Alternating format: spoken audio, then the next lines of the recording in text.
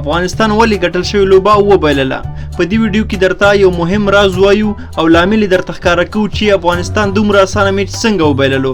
نو ویډیو را سره تر اخره پورې وګورئ او زموږ چینل ته که نوي راغلي یاست نو زموږ چینل در سره هرومرو سبسکرایب کړئ. پرون ورځ لومړی ایرلینډ لوبډلې بیټینګ وکړ چې افغانستان په توپ اچونه کې ډېر ښه وځلېده او ایرلینډ لوبډلې پرې نه ښوده چې د 103 څخه منډې پورته کړي. خو د بالینګ په برخه کې حضرت الله زازی کېنول کېږي او د هغې په ځای عثمان غني راځي.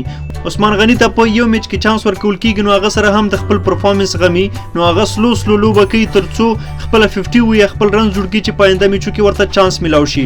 نو یو خو دا ډېره غټه غلطي وه چې عثمان غني ته صرف په یو میچ کې چانس ورکړي. که چېرته یې چانس هم ورکولی په 2-3 میچونو کې به یې چانس ورکولی ورته او که نه ورکو د یو میچ کې مو چانس باید نه ورکړی نو حضرت الله زازی باید لوبل شوی وی چې تیزه لوبه یې کړی وی او سکور یې 0-0 پوره کړی وی.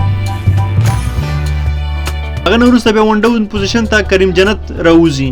نو موږ سره اصغر غوندې پلیر شته، محمد نبی را سره شته دی، ګلبدین نایب را سره شته دی، نور مختلف قسمه لوبغاړي تکړه لوبغاړي لرو چې هغه ون ډاون پوزیشن خسته لوبولی شي. هغه نه راوځي او دلته موږ ته کریم جنت راوځي. نو کریم جنت هم ښه پرفارمنس ونه کړ او زر ولاړه. بلخوا د ایرلینډ پر وړاندې د افغانستان په لوبډله کې د ځوان لوبغاړي عظمت الله عمرزي نوم هم و خو د هغه نوم یوازې نوم پاتې شو په لوبه کې ورته هیڅ کوم چانس ورنه کړل شو.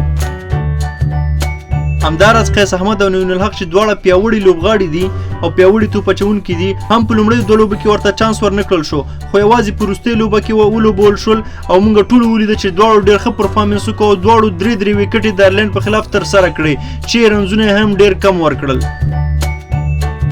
د افغانستان ځوانو او تکړه لوبغاړو سره تل همداسې شوي دي.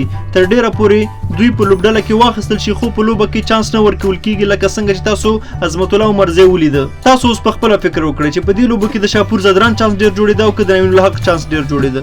اگر چې موږ پرون نوین الحق بالینګ هم ولیده او د شاپور زدران بالینګ هم موږ په 2 میچو کې ولیده. همداراز قیس احمد چې یو تکړه لوبغاړی دی او په نړیوالو لیګونو کې ډېر ښه ځلیږي خو پرون ورته په لومړۍ شلوریزه لوبه کې چانس ورکړل شو چې دا د قیس احمد ډیبیوټ یا لومړۍ شلوریزه میچ و د افغانستان لپاره. اگر چې دا په مختلف قسمه لیګونو کې لوبیږي او ډېر ښه توپ اچونه کوي او ډېر غټ لوبغاړي هم اوټ کړي دي. عظمت الله عمرزی چې 19 کاله عمر لري د افغانستان 19 کلنې کم عمره لوبډلې کابل ولایت مس عینک زون او پکتیا پینتر لوبډلو کې لوبېدلی دی.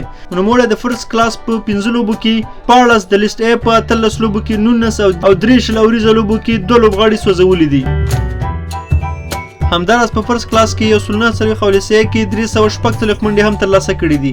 افغانستان کرکټ بورډ او یا هم هغه لوبغاړي چې تل پرې نیوکې کېږي چې هغوی یا خو کرکټ پرېږدي او یا هم خپل خپلوان په لوبډله کې ځایوي هېڅکله هم نه غواړي چې نور ځوان او تکړه لوبغاړي لوبډلې ته راشي او که یو نیم لوبډلې ته راهم شي بیا هم د هغه د لرې کولو لپاره هڅې کېږي. نو دا زمونږ د نن ورځې راپور د کرکټ د نورو جالبه او خاصه راپورونو لپاره زمونږ دغه چینل در سره هرومرو سبسکرایب کړئ. مننه ډېره زیاته الله مو مل شه.